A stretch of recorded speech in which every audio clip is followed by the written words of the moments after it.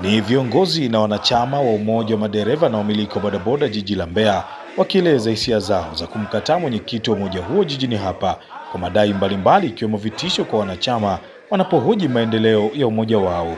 Kwenye kikao kilichokutanisha wanachama, viongozi wa kanda na vituo vya bodaboda jijini hapa, wanasema vitisho na migogoro isiyoisha kati ya kanda na ofisi kuu, ubabe na ukiukwaji wa katiba yao ndio vinawafanya kuiomba serikali kuingilia na kuondoa viongozi hao. Akiona mtu anamhoji kwa swala la umoja wetu, miradi, wao tunakuwa ni adui. Ametishia watu wengi nikiwemo na mimi miongoni. Amenitishia, alikuwa anasema nikitoka Uyole ninapoenda kwenye kituo changu Mafiati, huyu jamaa atanizuia hapo Ilomba, atanikata kichwa. Yale yote alikuwa yanatokea tukidai kitu haki zetu kwenye jiji. Matukio yalikuwa yanafanyika. Vijana wetu 4 wamepigwa pale, wamepigwa na kupora pikipiki zao. Si alikuwa hatuhitaji mazungumzo yote kwamba awepo kama kiongozi, kwa sababu uchaguzi ulitakiwa kikatiba ufanyike tangia mwaka jana. Kwa kumpendelea sana tungefanya mwezi wa 8. Jiji la Mbeya bodaboda tunaumia. Anayetuumiza ni mwenyekiti wa bodaboda jiji. Ametufanyia vitu vibaya sana kwenye jiji letu la Mbeya. Nimejiona kama yeye ni Mungu mtu. Yeye ndo anakuwa chanzo cha migogoro. Kiujumla serikali tunaomba serikali tusaidie, na huyu mtu najua serikali inaweza kumdhibiti. Tunajua tulipofika ni kwamba malalamiko haya ambayo yamekuwa mengi ndani ya jiji la Mbeya, ilikuwa ni wakati wa kuchukua action ya kulitengeneza jiji, bodaboda wakae wamoja.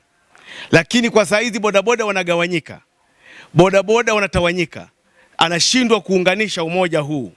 Basi kwa namna moja mengine ilistahili kuitisha uchaguzi haraka sana ili kunusuru umoja huu kae sawa sawa. Tumekaa tunatetemeka kwa ajili ya mtu mmoja tu aliko.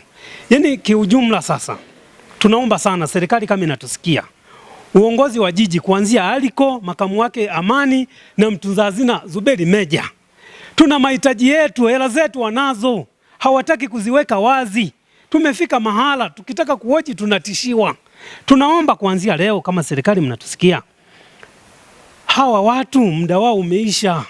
Maombi hayo kwa serikali yanatufikisha ofisi ya mkuu wa wilaya ya Mbeya Mheshimiwa Solomon Itunda, tukitaka kujua ni kwa namna gani serikali inasaidia kurejesha umoja na amani kwenye kundi hili la madereva wa bodaboda.